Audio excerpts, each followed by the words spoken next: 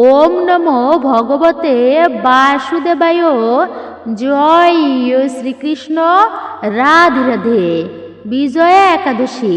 হ্যাঁ, বিজয়া একাদশী ব্রতটি আপনারা অবশ্যই ভক্তি ও নিষ্ঠা সহকারে পালন করবেন। একাদশী ব্রত বছরে 24টি একাদশী ব্রতের মধ্যে একটা শ্রেষ্ঠ বলা হয়েছে এই বিজয়া একাদশী ব্রতকে। খুবই শুভ দিন হচ্ছে এটি। আর এই দিনে আপনি কিছু করেন কিংবা না করেন, অবশ্যই গাভী এবং কুকুরকে খাইয়ে দিন এই একটি খাবার। এতে জীবনে সৌভাগ্য প্রাপ্তি হবে এবং অমঙ্গল দূরীভূত হবে। খুবই গুরুত্বপূর্ণ প্রসঙ্গ বিষয়ে আজকের ভিডিওটি। অবশ্যই এই ভিডিওতে আপনারা জানার চেষ্টা করবেন এই সমস্ত বিষয়গুলি। এরই পাশাপাশি থাকছে এই বিজয়া একাদশীর বিশেষ ব্রত কথা, ব্রত মাহাত্ম্য। এই দিনে আপনারা কি কি কাজ করবেন আর কি কি কাজ ভুলেও করবেন না। অবশ্যই খুবই গুরুত্বপূর্ণ হতে চলেছে আজকের ভিডিওটি। প্রত্যেকে জানা একান্তই প্রয়োজন। নমস্কার, আমি দীপা। দেশ ও দেশের বাইরে থেকে যে সকল দর্শকেরা এই মুহূর্তে ভিডিওটি অন করেছেন তাদের প্রত্যেককে সুস্বাগত জানাই রায় কিশোরী দীপা অর্থাৎ সনাতন ধর্মীয় তথ্যমূলক চ্যানেলে। আমি সর্বদাই চেষ্টা করি সনাতন ধর্মের এরকমই সকল গুরুত্বপূর্ণ বিষয়গুলি আপনাদের সামনে উপস্থাপন করতে, শেয়ার করতে। আসুন কিছুক্ষণ সময় প্রত্যেকে একসাথে ধৈর্য ধরে আজকের এই ভিডিওটির বিষয়ে আমরা বিস্তারিতভাবেই জেনে নিই। ভিডিওটি শুরু থেকে শেষ পর্যন্ত ভক্তি ও শ্রদ্ধা সহকারে শ্রবণ করে থাকলে অবশ্যই ভিডিওতে একটি লাইক করবেন। আর আপনি যদি একজন সনাতনী হয়ে থাকেন তো বিনীত অনুরোধ আপনার কাছে অবশ্যই কমেন্টে আপনার মূল্যবান মতামত জানাবেন এবং অবশ্যই জয় শ্রীকৃষ্ণের জয়, জয় শ্রী বিষ্ণুর জয় বা আপনার গুরুদেবের নামটি একটি বারের জন্য হলেও লিখে জানাতে একদমই ভুলবেন না। চ্যানেলটি অবশ্যই সাবস্ক্রাইব করবেন এবং পাশে থাকার নোটিফিকেশন বেল আইকনটি অল করে দিবেন। নিশ্চয় আপনি এই ভিডিও থেকে উপকৃত এবং সমৃদ্ধ হবেন। তাই ভিডিওটি একদমই স্কিপ করে নয়, সম্পূর্ণই শ্রবণ করুন। তাহলে চলুন প্রবেশ করা যাক আজকের মূল ভিডিওতে। স্বয়ং ভগবান রামচন্দ্র তিনি ভগবান হওয়া সত্ত্বেও এই বিজয়া একাদশী ব্রতটি তিনি পালন করেছিলেন এবং বিজয় প্রাপ্ত হয়েছিলেন। লঙ্কা বিজয় করতে পেরেছিলেন এবং দেবী সীতাকে উদ্ধার প্রাপ্ত করতে পেরেছিলেন। একাদশী ব্রতের দিনটি অত্যন্তই শুভ এবং মাহাত্ম্যপূর্ণ, গুরুত্বপূর্ণ। তার মধ্যে হচ্ছে এই বিজয়া একাদশী। কেননা এই বিজয়া একাদশীকে শ্রেষ্ঠ বলা হয়েছে, বিশেষ করে এই বিজয়া একাদশীতে সকল কিছুতে বিজয় প্রাপ্ত হওয়া যায়, জয়লাভ করা যায়। ভগবান শ্রীকৃষ্ণের অত্যন্তই প্রিয় দিন হচ্ছে এটি। অনেক প্রকার ব্রত রয়েছে, যেমন শিব চতুর্দশী ব্রত, দুর্গাদেবীর ব্রত, কালিকা ব্রত, এমনকি কার্তায়নী ব্রত। তারপরেও হচ্ছে দামোদর মাসে অর্থাৎ দামোদর মাসের ব্রত। তো এমন প্রতিটা ব্রত রয়েছে আর প্রত্যেকটা ব্রতের রয়েছে নিজস্ব এবং আলাদা গুরুত্ব ও মহিমা। কিন্তু সর্বশ্রেষ্ঠ ব্রত হচ্ছে একাদশী ব্রত। কেননা এই ব্রতটি ভগবান বিষ্ণুর অত্যন্তই প্রিয় দিন এবং প্রিয় ব্রত বলা হয়েছে। কোনো ভক্ত যদি একাদশী ব্রতের দিনে ভক্তির সহিত উপবাস করে লক্ষ্মী নারায়ণের বিশেষ করে পূজা অর্চনা করতে পারে, তবে তার জীবনে অখণ্ড সৌভাগ্যের প্রাপ্তি ঘটে। ভগবানের কৃপায় তার পরিবারের দারিদ্রতা দূরীভূত হয় এবং বিষ্ণুর কৃপায় সকল অশুভ কেটে যায়। তাই সকলের উচিত এই ব্রত একান্ত ভক্তির সহিত পালন করা। এর ফলে জীবনে প্রকৃতই মঙ্গল সাধিত হয়। বিশেষ করে বছরের 24টি একাদশী ব্রতের মধ্যে কেন এই একটা একাদশী ব্রতকে শ্রেষ্ঠ বলা হচ্ছে, এই বিজয়া একাদশী ব্রত। এই ব্রতটি পালন করলে আমরা কি ফল লাভ করতে পারি? তো প্রথমত হচ্ছে যারা এই একাদশী ব্রতটি পালন করবে তাদের অভীষ্ট পূর্ণ হয়ে থাকে। অনেকের আছে অনেক রকমের অভীষ্ট, মানে মনোবাসনা, মনস্কামনা রয়েছে। যেমন যদি কারোর কোনো সন্তান না থাকে তাহলে সন্তান প্রাপ্তির আশা থাকে। যদি কারোর কোনো পুত্র সন্তান না থাকে তাহলে পুত্র সন্তানের প্রাপ্তির আশা থাকে। জগতে সবাই কিন্তু সুখী নয়, দুঃখীও আছে। এই জগতে কেউ পরিপূর্ণ সুখী নয়। যেমন দেখবেন কোকিলের কণ্ঠ সুন্দর কিন্তু সুন্দর শরীর নেই, আবার ময়ূরের সুন্দর শরীর আছে কিন্তু সুন্দর কণ্ঠ নেই। মানুষের সব কিছু আছে কিন্তু প্রকৃতই শান্তি বা সুখ নেই। কোনো না কোনো দিক থেকে মানুষ কিন্তু অপূর্ণ, মানুষ কিন্তু দুঃখী রয়েছে কোনো না কোনো দিক থেকেই। তাই পরিপূর্ণ কেউই হতে পারে না। কিন্তু জগতে তারপরেও অনেকের অনেক রকম মনোবাসনা থাকে। কেউ চায় আমার একটা ভালো পুত্র সন্তান হোক, কেউ চায় আমার বাড়ি হোক, কেউ চায় আমার গাড়ি হোক, আমি একটুকু ধনী হই, দারিদ্রতা দূর হোক। তো বিভিন্ন রকমের সদিচ্ছা রয়েছে অনেকের মনে অনেক এভাবে মনস্কামনা রয়েছে। তো বলা হয়েছে যদি কোনো ব্যক্তি এই একাদশী ব্রতের দিনে বিজয়া একাদশী ব্রত পালন করে যে কোনো কার্যে যাবে, সেই কার্যে জয়লাভ করতে পারে বিধায় এই একাদশী ব্রতের নাম হচ্ছে বিজয়া। এমনকি আরও বলা হয়েছে যে এই যাত্রাকালে অর্থাৎ আপনি কোথাও যাচ্ছেন, তো সেই যাত্রাকালে যদি কোনো ব্যক্তি গাভী দর্শন করে অথবা কোনো সাধুগুরু বৈষ্ণবদের দর্শন করে কোনো কাজের উদ্দেশ্যে যাচ্ছে, তবে বলা হয়েছে এটা একটা শুভ সংকেত।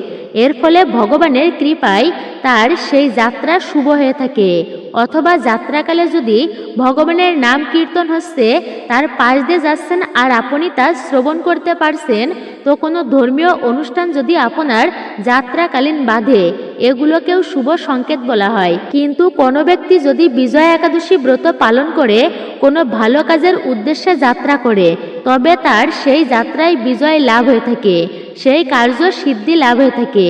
যে কোনো স্থানে এই ব্রত পালনকারী ব্যক্তি বিজয় লাভ করে বিধায় এই একাদশীর নাম হচ্ছে বিজয়া একাদশী ব্রত। তাহলে এই ব্রতটি শুধু তাই নয় যে বিজয় প্রাপ্ত করা যায় তা কিন্তু নয়, আর এই ব্রতটি হচ্ছে স্বয়ং ভগবান তিনি রামচন্দ্র তিনি পর্যন্ত এই ব্রতটি পালন করেছিলেন। মা সীতাকে হারিয়ে সেই ভগবান রামচন্দ্র পর্যন্ত এই একাদশী ব্রত পালন করেছেন। এবং এই একাদশী ব্রত পালন করার ফলে তিনি লঙ্কা তিনি বিজয় করেছিলেন। ভগবান রামচন্দ্র তিনি সীতাদেবীকে হারিয়ে সেই সুগ্রীবের সাথে সমুদ্র তীরে উপস্থিত হয়েছিলেন। এবং বগদালব্য মুনির কথায় ভগবান রামচন্দ্র বগদালব্য মুনি ভগবানকে বলেছিল যে রাম তুমি এই ব্রত পালন করো, তার ফলে তুমি বিজয় প্রাপ্ত হবে, এই সমুদ্র পাড়ি দিতে পারবে। তো সেই রামচন্দ্র ভগবান এই একাদশী ব্রত পালন করেছিলেন। শুধু তাই নয়, লক্ষণ সহ সুগ্রীব হনুমান সবাই মিলে এই ব্রতটি পালন করেছিলেন, ভক্তি ও শ্রদ্ধার সহিত পালন করেছিল। তাই এই একাদশী ব্রত অত্যন্তই গুরুত্বপূর্ণ, অন্যান্য একাদশী ব্রতের থেকেও শ্রেষ্ঠ।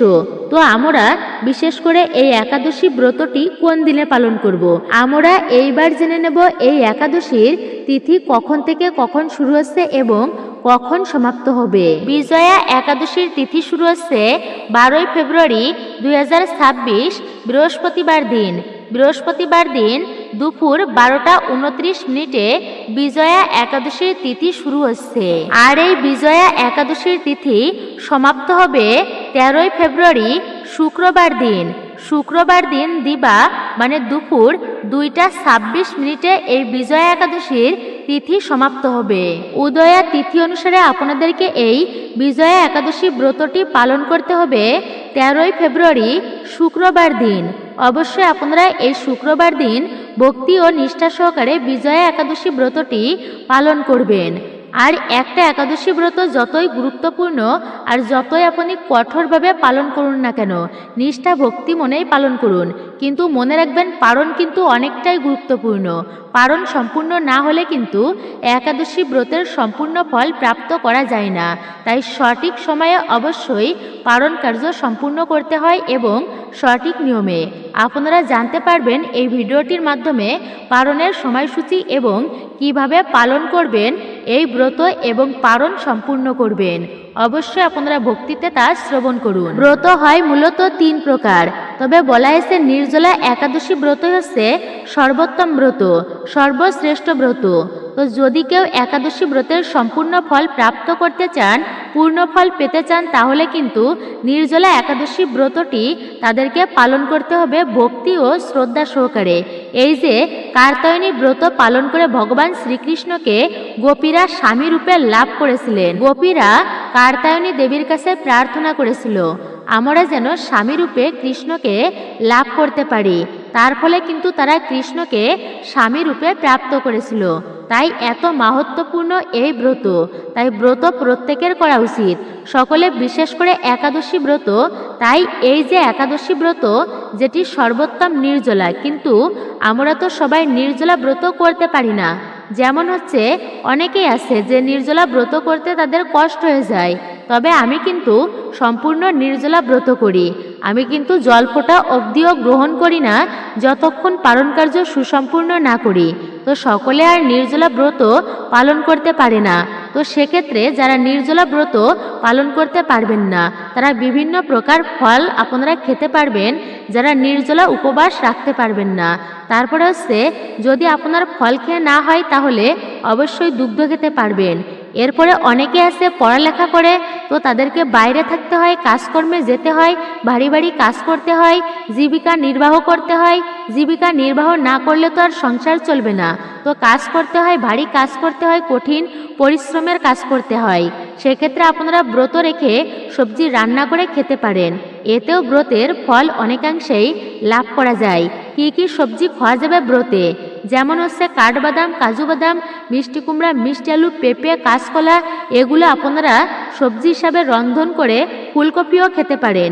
রন্ধন করে ভগবানকে নিবেদন করবেন, তবে রান্না করার সময় ঘি অথবা বাদাম তেল বা সূর্যমুখীর তেল ব্যবহার করবেন। কিন্তু মনে রাখবেন ভুলক্রমেও কখনো সরিষার তেল, সয়াবিনের তেল আপনারা সবজির মধ্যে ব্যবহার করবেন না। কেননা একাদশী ব্রত করেন কিংবা না করেন, ভুলক্রমেও কখনো পঞ্চ রবিশস্য গ্রহণ করা উচিত নয়। এতে পাপ না করেও সকল পাপের ভাগী হতে হয়। যেই ব্যক্তি একাদশীর দিনে পঞ্চ রবিশস্য গ্রহণ করে, স্কন্দ পুরাণের কথা বলা হয়েছে স্কন্দ পুরাণে, বিশেষ করে যে ব্যক্তি একাদশী ব্রতের দিনে মাতৃহত্যা, পিতৃহত্যা, ভাতৃহত্যা সকল পাপের ভাগী হতে হবে যদি কোনো ব্যক্তি একাদশী ব্রতের দিনে পঞ্চ রবিশস্য গ্রহণ করে। যেমন ধান থেকে যত প্রকার খাবার হয়, খিচুড়ি, পিঠা, পায়েস, পুলি, এগুলো কখনো ভুল করেও খেতে নেই। তারপরে গম থেকে যত প্রকার খাবার হয়, বিস্কিট, কেক, পাউরুটি, এগুলোও খেতে নেই। যত প্রকার ডাল রয়েছে তা কিন্তু ভুলেও গ্রহণ করতে নেই। সরিষার তেল, মাসকলাই, শস্যদানা, এ সমস্ত খাবার আপনারা ভুল করেও খাবেন না। এরই পাশাপাশি হচ্ছে সবজি রান্না করার সময় অবশ্যই খেয়াল রাখবেন যেন আপনারা এগুলো তার মধ্যে ব্যবহার না হয়। যেমন হচ্ছে পুঁই শাক, ঢেঁড়স, বরবটি, সিম, বেগুন, কোনো প্রকার শাক যেন সেই সবজি রন্ধনের সময় তার ভিতরে প্রবেশ না করে, অর্থাৎ তার মিশ্রণ আপনারা করাবেন না। মানে কোনো প্রকার শাক সবজি রন্ধনে আপনারা ব্যবহার করবেন না। এই দিনে কিন্তু শাক খেতে নেই, অবশ্যই মনে রাখবেন। অনেকে প্রশ্ন করেন যে একাদশীর দিনে চা, পান, বিড়ি, সিগারেট খাওয়া যাবে কিনা। তবে বিড়ি, সিগারেট এগুলি কিন্তু শরীরের জন্য খুবই ক্ষতিকর। এগুলি কিন্তু কখনোই খাওয়া উচিত নয়। নেশা বিশেষ করে কখনোই করা উচিত নয়। এগুলো পরিত্যাগ করাই উচিত। খুবই ভয়ঙ্করভাবে মানুষের জীবনে এগুলো রোগ ব্যাধি বাসা বাঁধে, তাই এগুলো গ্রহণ না করাই ভালো। তারপরেও আসক্তির জন্য অনেকে আছে নেশা ছাড়তে পারে না। তাই যারা আধ্যাত্মিক স্তরে উন্নতি করতে চান, আধ্যাত্মিক স্তরে পৌঁছাতে চান, এদেরকে কখনোই নেশা করা উচিত নয়। এটি ক্ষতিকারক। একে তো ক্ষতিকারক, দ্বিতীয়ত হচ্ছে আধ্যাত্মিক স্তরের জন্য ক্ষতিকারক। মন একাগ্রতা আসে না মনে নেশার ফলে তো অন্ততপক্ষে মতি ভ্রষ্ট হয়, কখনো শুভ চিন্তা তার দ্বারা হয় না। একাদশী ব্রতের দিনে নেশাকে বর্জন করা উচিত। এমনকি চা, বিড়ি, পান, সিগারেট এগুলিও খাওয়া উচিত নয়। এতে কিন্তু ব্রতের সম্পূর্ণ ফল লাভ করা যায় না। এমনকি ভগবান শ্রীকৃষ্ণ, তিনি ভগবান হওয়া সত্ত্বেও, অখিল ব্রহ্মাণ্ডের মালিক হওয়া সত্ত্বেও তিনিও জগতের কল্যাণের জন্য একাদশী ব্রত পালন করেছিলেন। মা যশোদা দেবীও পালন করতেন প্রতিটা একাদশী ব্রত। ব্রজবাসীরাও পালন করতেন একাদশী ব্রত। একদিন কি হয়েছে, ওই দিনটি ছিল একাদশী ব্রতের দিন। তো দেবী যশোদা জানতো না যে আজ হচ্ছে একাদশী ব্রতের দিন। যশোদা মা ওই দিনে অন্ন রান্না করছিল এবং ভগবান শ্রীকৃষ্ণ দেখলো মা আজ অন্ন রান্না করছে। তাই মায়ের হাতটি ধরে চেপে ধরলো যে মা, তুমি আজ কেন অন্ন রান্না করছো? বলতে লাগলো, মা তুমি জানো না আজ হচ্ছে একাদশী ব্রত, অন্ন রান্না করতে নেই।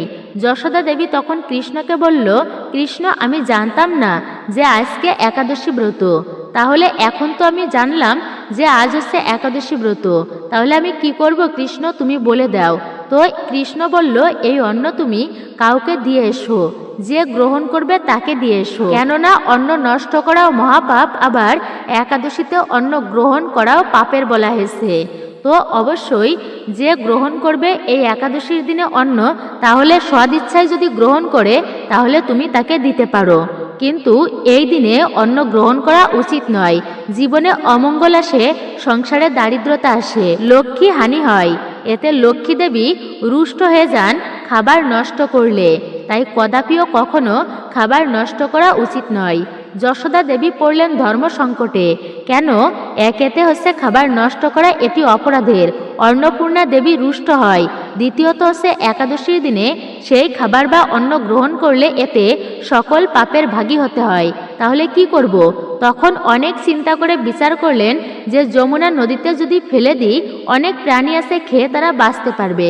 তখন সেই খাবার অন্ন যমুনা নদীতে ফেলতে গেলেন। যমুনা দেবী উঠে এসে হাত জোর করে বললেন, প্রার্থনা করে বললেন, মা আজকে আমাকে এই যমুনার মধ্যে অন্ন ফেলবে না, অর্থাৎ নদীতে অন্ন ফেলবে না। কেননা আজকে একাদশী ব্রতের দিন প্রতিটা প্রাণী জানে বৃন্দাবনে যে একাদশীতে অন্ন গ্রহণ করতে নেই।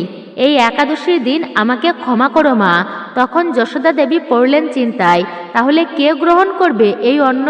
তিনি সেই যমুনার তীরে গালে হাত দিয়ে বসে রইলেন মলিন বদনে। এমন সময় হঠাৎ একটা মকর মাছ আপন মনেই খেলা করছিল সেই যমুনা নদীর জলে। আর সেই মকর মাছ দেখলো যমুনা নদীর তীরে বসে আছে ভগবান শ্রীকৃষ্ণের মা দেবী যশোদা। যে ভগবান শ্রীকৃষ্ণের মা, তিনি কিন্তু ভগবান শ্রীকৃষ্ণ পর্যন্ত লীলার ক্ষেত্রে ভগবানও ভয় পেত মা যশোদাকে।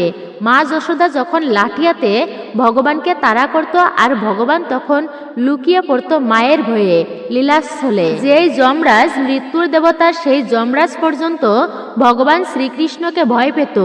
আর শ্রীকৃষ্ণের মা তিনি দেবী যশোদা এমন মলিন বদনে কেন এই যমুনার তীরে আজ বসে আছে গালে হাত দিয়ে? তো মকর মাছ মা যশোদাকে এমন অবস্থায় দেখে তিনি জিজ্ঞাসা করল, মা তুমি এখানে কেন এইভাবে বসে আছো? তখন দেবী যশোদা বললেন, মকর, আমি পড়েছি এক বিপদে, ধর্ম সংকটে। একাদশী ব্রতের দিনে অন্ন রন্ধন করেছি, আমি জানতাম না আজ হচ্ছে একাদশী ব্রত, কিন্তু এই অন্ন আমি কি করব? তোমার কাছে কি কোনো উপায় আছে? তখন মকর বলল, মা এই পাপের অন্ন আমি গ্রহণ করতে পারি একটা শর্তে, যদি তোমার কৃষ্ণ কথা দেয় যে তার বাঁশির মাথায় আমাকে স্থান দেবে।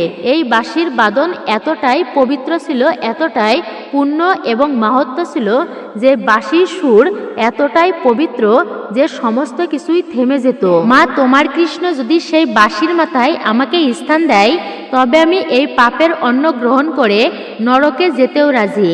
আমার জীবনটাই ধন্য হয়ে যাবে যদি সে বাঁশির মাথায় আমাকে একটুকু স্থান দেয় সেই মুরারি। যখন কৃষ্ণ বাঁশিতে সুর দিত, সমস্ত জগৎ মোহিত হয়ে যেত। গোবৎসগণ তারা মায়ের স্তন পান করা ভুলে গিয়ে কৃষ্ণের বাঁশির সুর শুনে চোখ বন্ধ করে দুই নেত্র হতে অশ্রু বিসর্জন করত। যদি যমুনা দেবী তার বাঁশির সুর শুনত, তিনি জোয়ার বইতেছিল এমন সময় যদি শুনত, তাহলে সেই জোয়ারের পথ ভুলে গিয়ে তা ভাটায় পরিণত হতো। বাঁশির সুরে আনন্দিত মনে তিনি ভাটার দিকে প্রবাহিত হতো, তার গতিপথকে ভুলে যেত। আবার ব্রজ গোপীরা, ব্রজ বধূরা যে যেভাবে থাকতো, কৃষ্ণের বাঁশির সুর শুনে সে সেভাবেই কৃষ্ণের কাছে ফিরে আসতো। তো মকর মাছ বলল, মা কৃষ্ণ যদি কথা দেয় সেই বাঁশির মাথায় আমাকে স্থান দেবে, তবে আমার অর্থাৎ এই পাপের অন্ন গ্রহণ করতে একটুও দ্বিধা হবে না, আমি পাপেও পরিণত হতে পারবো। তুমি গিয়ে কৃষ্ণকে এই কথাটা বলো। তখন যশোদা দেবী কৃষ্ণের কাছে গেল। কৃষ্ণ মকর মাছের সব কথা বলল। কৃষ্ণ তখন তথাস্তু বলল, তাই হবে। তাই সেই মকর মাছকে সেই পাপের অন্ন গ্রহণ করেছিল মকর মাছ এবং শ্রীকৃষ্ণের বাঁশির মাথায় স্থান পেয়েছিল। শ্রীকৃষ্ণের বাঁশির মাথা বা যে কোনো বাঁশির মাথায় একটা ময়ূরের মতো আপনারা দেখতে পাবেন। ওটা কিন্তু ময়ূর নয়, ওটা হচ্ছে মকর মাছ। যেই মকর মাছ পাপন্য গ্রহণ করেও নরকে গিয়েও ভগবানের কৃপা প্রাপ্ত করেছেন। এটি বলার উদ্দেশ্য হচ্ছে ভুল করেও কখনো একাদশীর দিনে পঞ্চ রবিশস্য গ্রহণ করা উচিত নয়, নেশা করা উচিত নয়। এমনকি অনেকেই বলেন একাদশীর দিনে শ্যামা চাউল খাওয়া যাবে কিনা। না, শ্যামা চাউল খাওয়া যাবে না, কেননা সেই শ্যামা চাউলের মধ্যেই পঞ্চ রবিশস্যর মিশ্রণ থাকে। তাই ভুল করেও যদি পঞ্চ রবিশস্য একাদশীর দিনে খাওয়া হয় তাহলে কিন্তু ব্রত ভঙ্গ হয়ে যায়। এমনকি অনেক সময় আমরা কি হয়, ব্রত উপবাস করি, কিন্তু উপবাস করে আমরা ঘুমাই সারাদিনে। এটি করা উচিত নয়। মনে রাখবেন, উপবাস করে কখনো কদাপিও ঘুমানো উচিত নয়। কেননা ঘুমের মধ্যেও যদি কেউ স্বপ্নে পঞ্চ রবিশস্য গ্রহণ করে যে আমি পঞ্চ রবিশস্যর খাবার খাচ্ছি, তাহলেও কিন্তু ব্রত ভঙ্গ হয়ে যায়। তো এই বিষয়গুলো খেয়াল রাখতে হবে। এবং আমরা অনেকেই জানি যে ব্রত পালন করার নিয়ম কি রয়েছে, তবুও আসুন সংক্ষেপে আমরা জেনে নিই। একাদশী ব্রতের আগের দিনে সংযম পালন করতে হয়, নিরামিষ খাবার খেতে হয়, মাছ মাংস এগুলি খাওয়া উচিত নয়, খারাপ ভাষা প্রয়োগ করা উচিত নয়, অপশব্দ প্রয়োগ করা উচিত নয়। আগের দিনে রাত্রি 11টার আগে খাবার খেয়ে দন্ত ধাবন করে নেওয়াই উচিত। কেননা অনেকে আছেন দাঁতের গোড়ায় তাদের খাবার আটকে থাকে, তাহলে কি হয়, একাদশীর দিনে সেই খাবার যদি পেটে যায় এতেও কিন্তু ব্রতে দোষ লাগে।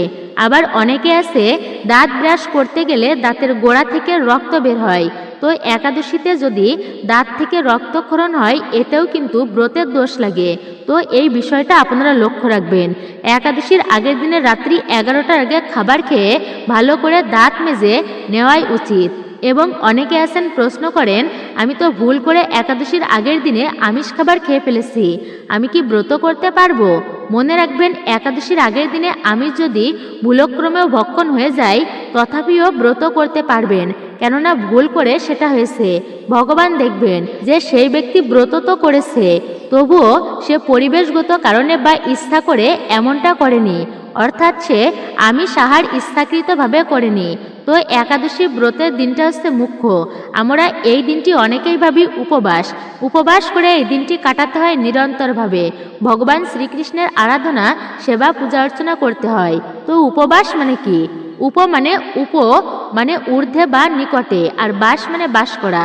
এই দিনে কি একটুকু না খেয়ে থাকলেই হয়? না খেয়ে থাকাই কি উপবাস? না, কিন্তু প্রকৃত উপবাস এটা নয়। না খেয়ে থাকাটা প্রকৃত উপবাস নয়। এই দিনে ভক্ত সঙ্গে কাটানো, হরির সঙ্গে কাটানো, ভক্তদের সান্নিধ্য লাভ করা, হরিনাম সংকীর্তন করা। তাই একাদশীর দিনে ভুলেও যে কর্মগুলি করা উচিত নয় তার মধ্যে প্রথমত হচ্ছে যে এই দিনে ক্ষৌরকর্ম করা উচিত নয়। মনে রাখবেন, চুলদাড়ি, নখ এগুলো হচ্ছে নদীর অংশ বলা হয়েছে। তাই এই দিনে চুলদাড়ি, নখ এগুলো কদাপিও একাদশীর দিনে ব্রত না করলেও এই দিনে কিন্তু কাটতে নেই। অবশ্যই আপনারা এটি মনে রাখবেন। বলা হয়েছে একাদশীর দিনে তুলসী পত্র দিয়ে ঠাকুর পূজা অবশ্যই করবেন। তুলসী পত্র দিয়ে ঠাকুর পূজা করলে এটি সর্বোত্তম এবং সর্বমঙ্গলময় বলা হয়েছে। তুলসী পত্র দিয়ে শ্রীহরির সেবা পূজা অর্চনা করলে তিনি এতটাই প্রসন্ন হন যে মণি মুক্তাদি দান করলে ভগবান তিনি ততটা প্রসন্ন হয় না। পদ্মপুরাণের কথা, ভগবানকে মণিমুক্তাদি দান করলে যতটা প্রসন্ন হয় তা হইতে অধিকতর প্রসন্ন হয় যদি কোনো ব্যক্তি ভক্তির সহিত ভগবানকে তুলসী পত্র নিবেদন করতে পারে। ভগবান এতটাই প্রসন্ন হয় যে সেই ভক্তের জন্ম জন্মান্তরের পাপরাশি বিদূরিত হয়, তৎসঙ্গে সেই ভক্তকে কৃপা করে ভগবান সেই ভক্তের দাস হয়ে যায়। সেই তুলসী পত্র অবশ্যই একাদশীর দিনে ভগবানের চরণে নিবেদন করা মাহাত্ম্যপূর্ণ, কিন্তু সেই তুলসী পত্র চয়ন করতে নেই, অর্থাৎ ছিঁড়তে নেই এই একাদশী ব্রতের দিনে। এটি কিন্তু অপরাধের বলা হয়েছে। সূর্যাস্তের পরে একাদশী, দ্বাদশী, পূর্ণিমা, অমাবস্যা এই সমস্ত দিনে অবশ্যই আপনারা তুলসী পত্র ছিঁড়বেন না, ভুলক্রমেও নয়। এরই পাশাপাশি এই দিনে দিবানিদ্রা করা উচিত নয়, অর্থাৎ ঘুমানো উচিত নয়। একাদশীর দিনে অনেকে আছে ঘুমিয়েই কাটায়, এরই পাশাপাশি হচ্ছে এই দিনে ঘুমানো উচিত নয়। তো আমরা প্রথমেই বলেছি একাদশীর দিনে অনেকে আছে ঘুমায় কিন্তু ব্রত করে, এতে ঘুমাতে নেই, কেননা তাহলে ব্রতের সম্পূর্ণ ফল লাভ করা যায় না। অনেকেই প্রশ্ন করতে পারেন, তাহলে যারা অসুস্থ ব্যক্তি আছেন তারা কি ঘুমাতে পারবে না? হ্যাঁ, অবশ্যই, সেক্ষেত্রে কিন্তু ভিন্ন কথা। কিন্তু আপনি তো সুস্থ ব্যক্তি, তাহলে আপনি অবশ্যই নিয়মবিধি মেনেই ব্রত সম্পূর্ণ করবেন। একাদশী ব্রতের দিনে উপবাস করে ঘুমানো, এতে কিন্তু ব্রতের সম্পূর্ণ ফল লাভ করা যায় না। তাই এই বিষয়টা অবশ্যই আপনারা খেয়াল রাখবেন। আর একটা বিষয় হচ্ছে এই দিনে ভুলক্রমেও অপশব্দ প্রয়োগ করা উচিত নয়, বাক্যকে সংযম করা উচিত। মুনি ঋষিরা পর্যন্ত বাক্যকে সংযম করত, তারা মৌন ব্রত অবলম্বন করত।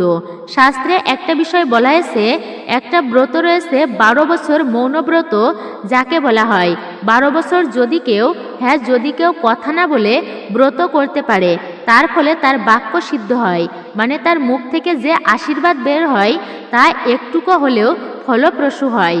তাই এই জন্য মুনিরা কখনো অপ্রয়োজনীয় কথা বলতো না, অপশব্দ প্রয়োগ করতো না, কারণ নিন্দা করা উচিত নয় কখনোই। আমরা কলিযুগে, আর এই যুগটা হচ্ছে দোষের যুগ।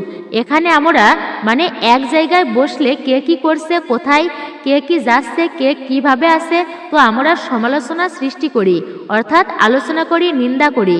এগুলো কিন্তু কখনোই ভালো নয়, এটি দোষের বলা হয়েছে, এটি কখনোই ভালো গুণ বলা হয়নি। তাই অবশ্যই এগুলো আপনারা পরিত্যাগ করবেন। শুধু ব্রতের দিনেই নয়, এগুলো কিন্তু কখনোই করা উচিত নয়।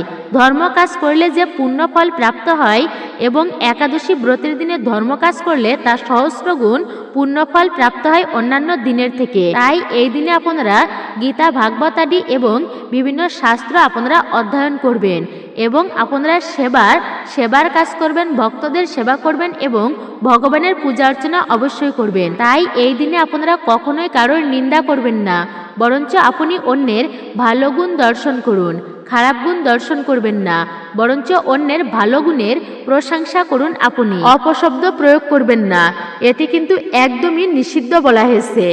এতে কিন্তু আপনি ব্রতের সম্পূর্ণ ফল লাভ করতে পারবেন না এবং ব্রতের সম্পূর্ণ দোষ লাগবে। এতে আপনি মহা পাপের এবং অপরাধী হয়ে যাবেন। ভুল বশতও কিন্তু মনে অহংকার রাখবেন না যে অমুক ব্যক্তিকে আমি এই জিনিসটা দান করেছি, আমার দয়ায় সে বেঁচে আছে, তাকে আমি খাদ্য খাওয়াচ্ছি, এমন ভুলটা কিন্তু কখনোই করবেন না, এমন অহংকার করবেন না। মনে রাখবেন, সকলে আমরা বেঁচে আছি ভগবানের দয়ায়, আর এমন অহংকার করলে কিন্তু আপনার সমস্ত কিছুই নষ্ট হয়ে যাবে। শাস্ত্রের বিধান, একাদশীর দিনে যে কোনো প্রকার ফল খাওয়া যাবে, সবজি রান্না করে খাওয়া যাবে।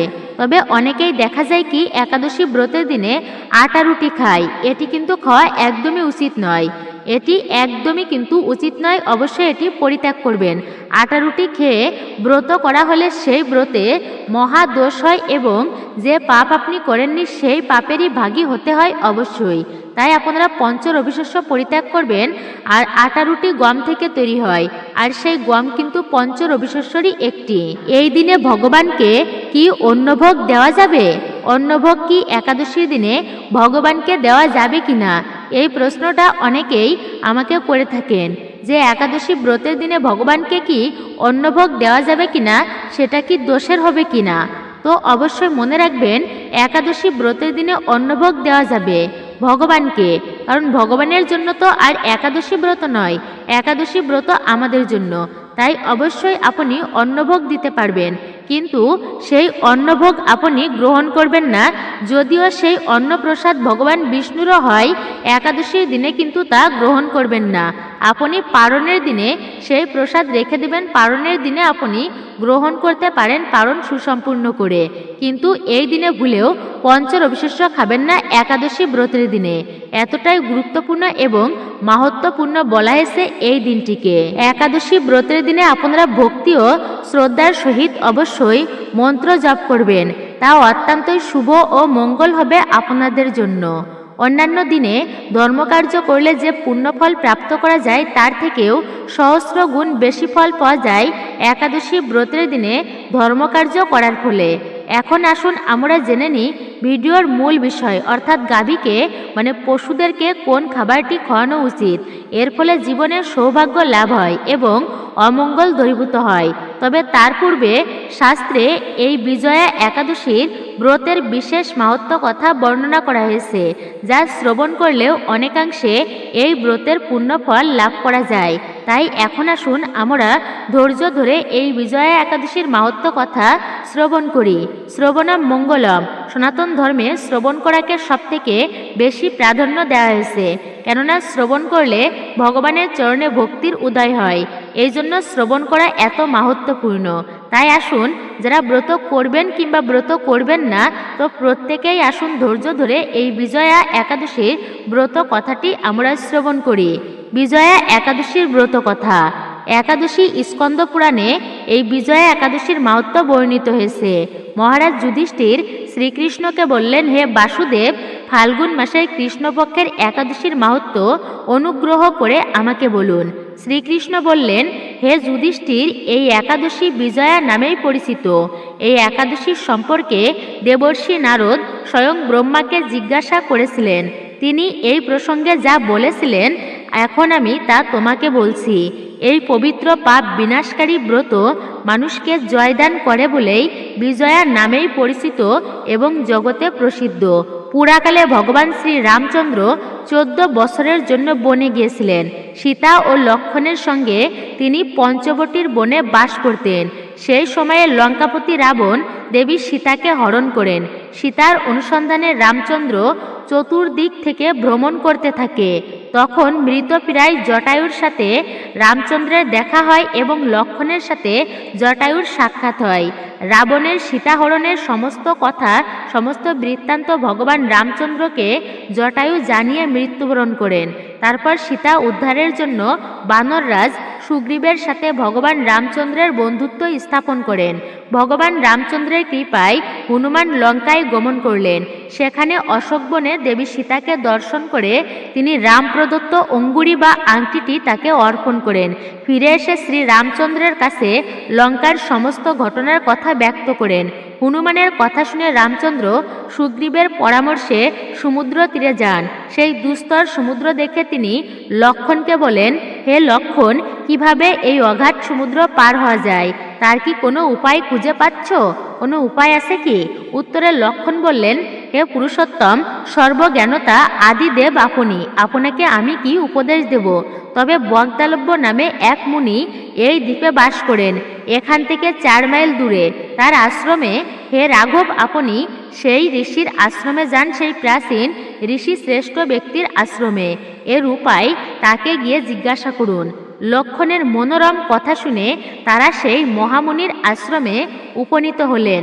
ভগবান রামচন্দ্র ভক্তরাজ সেই মুনিকে প্রণাম করলেন। মুনিবর রামচন্দ্রকে দেখে পুরাণ পুরুষ বলেই জানতে পারলেন। আনন্দ ভরে জিজ্ঞাসা করলেন, হে রামচন্দ্র, কি কারণে আপনি আমার কাছে এসেছেন তা কৃপা করে বলুন। শ্রী রামচন্দ্র বললেন, হে মুনিবর, আপনার কৃপায় সৈন্যসহ আমি এই সমুদ্র তীরে উপস্থিত হয়েছি। রাক্ষস রাজ্যের লঙ্কা বিজয় করাই আমাদের প্রধান উদ্দেশ্য। এই ভয়ানক সমুদ্র উত্তীর্ণ হতে পারি কিভাবে, তার উপায় জানার জন্য আমরা আপনার কৃপা প্রার্থনা করছি। মুনিবর প্রসন্ন চিত্তে পদ্মলোচন ভগবান শ্রী রামচন্দ্রকে বললেন, হে রাম, আপনার অভীষ্ট সিদ্ধির জন্য যে শ্রেষ্ঠ ব্রত যা করণীয় তা আমি বলছি। ফাল্গুন মাসের কৃষ্ণপক্ষের বিজয়া নামক একাদশী ব্রত পালনে আপনি নিশ্চয়ই সৈন্যসহ সমুদ্র পার হতে পারবেন। এই ব্রতের বিধি শ্রবণ করুন। বিজয় লাভের জন্য দশমীর দিন সোনা, রূপা, তামা অথবা মাটির কলস সংগ্রহ করে তাতে জল ও আম পাতা দিয়ে সুগন্ধিত চন্দন সাজিয়ে তার উপরে সোনার নারায়ণ মূর্তি স্থাপন করবেন। একাদশীর দিন যথাবিধি প্রাতঃ স্নান করে সেই কলসের গলায় মালা চন্দন পরিয়ে উপযুক্ত স্থানে নারিকেল ও গুবাক দিয়ে পূজা অর্চনা করবেন। এরপরে গন্ধ, পুষ্প, তুলসী, ধূপ, দীপ, নৈবেদ্য ইত্যাদি দিয়ে পরম ভক্তি সহকারে নারায়ণের পূজা অর্চনা দেবেন এবং হরিকথা কীর্তনের সমস্ত দিনটি অতিবাহিত করবেন। রাত্রি জাগরণ করে অখণ্ড ঘিয়ের প্রদীপ প্রজ্বলিত করে রাখবেন। দ্বাদশীর দিন সূর্যোদয়ের পর সেই কলস বিসর্জনের জন্য কোনো নদী, সরোবর বা জলাশয়ের কাছে গিয়ে বিধি অনুসারে পূজা অর্চনা করবেন এবং পূজা নিবেদনের পর তা বিসর্জন দিয়ে দেবেন। তারপরে ওই মূর্তি কোনো বেদজ্ঞ ব্রাহ্মণ বা পণ্ডিতকে দান করবেন। এই ব্রত প্রভাবে নিশ্চয় আপনার বিজয় লাভ হবে। ব্রহ্মা বললেন, হে নারদ, ঋষির কথা মতো ব্রত পালনের ফলে তিনি বিজয় লাভ করতে পেরেছিলেন রামচন্দ্র। সীতা প্রাপ্তির লঙ্কা বিজয় রাবণ বধের মাধ্যমে শ্রী রামচন্দ্র ভগবান অতুল কীর্তি লাভ করেছিলেন। তাই যথাবিধি যে মানুষ এই ব্রত পালন করে তাদের এই জগতে যশলাভ এবং পরজগতে অক্ষয় সুখ সুনিশ্চিত জানবে। হে যুধিষ্ঠির, এই কারণে এই বিজয়া একাদশী ব্রত পালন অবশ্যই কর্তব্য। এই ব্রত কথা শ্রবণ কীর্তন মাত্রেই বাজপেয় যজ্ঞের ফল লাভ করা যায়। এই ছিল মূলত এই বিজয়া একাদশীর ব্রত কথা, ব্রত মাহাত্ম্য। আশা করি আপনারা প্রত্যেকেই বুঝতে পেরেছেন এই ব্রতটি পালন করলে আমরা কি ফল প্রাপ্ত করতে পারি। সেই জন্য আমাদের প্রত্যেকের উচিত একান্ত ভক্তি সহকারে এই ব্রত পালন করা এবং প্রত্যেকের মাঝে ছড়িয়ে দেওয়া উচিত, যেন সবাই প্রত্যেকে ভক্তি ও নিষ্ঠা সহকারে এই ব্রত পালন করতে পারি এবং এই ব্রত সম্পর্কে যেন প্রত্যেকেই জানতে পারি। ভগবানের অত্যন্তই প্রিয় হচ্ছে এই ব্রত। ভগবানের প্রিয় হচ্ছে গাভী বা পশুরা। সেই জন্য স্বামী বিবেকানন্দের কথাই রূপে আছে, বহুরূপে সম্মুখী তোমাসারি কোথায় খুঁজিছি ঈশ্বর, জীবে প্রেম করে যেইজন সেইজন সেবিছে ঈশ্বর। জীবেদের সেবা করার মাধ্যমে এর ফলেও ভগবানের কৃপা অনেকাংশেই লাভ করা যায়। ভগবানের সবথেকে প্রিয় বিষয়ের মধ্যে একটি হচ্ছে গাভী। হ্যাঁ, গাভী ভগবানের অত্যন্তই প্রিয়। শাস্ত্রে 7 প্রকার মায়ের কথা উল্লেখ রয়েছে। তার মধ্যে একজন মা হচ্ছেন কিন্তু গোমাতা। সেই গোমাতার সেবা করা অবশ্যই উচিত। শাস্ত্রে বলা আছে গো সেবা তো কর্তব্য এবং অবশ্যই গো সেবা কিন্তু অবশ্যই প্রত্যেকের করা উচিত। গোমাতার সেবা করলে পুণ্য অর্জন সম্ভব হয়। সেই গাভী সেবা অত্যন্তই মঙ্গলময়। কিন্তু একাদশী ব্রতের দিনে কোন খাবারটি গাভীদের খাওয়াবেন? পশুদেরকে দিবেন। মনে রাখবেন, একাদশীর দিনে তো পঞ্চরবিশস্য দেওয়া উচিত নয়।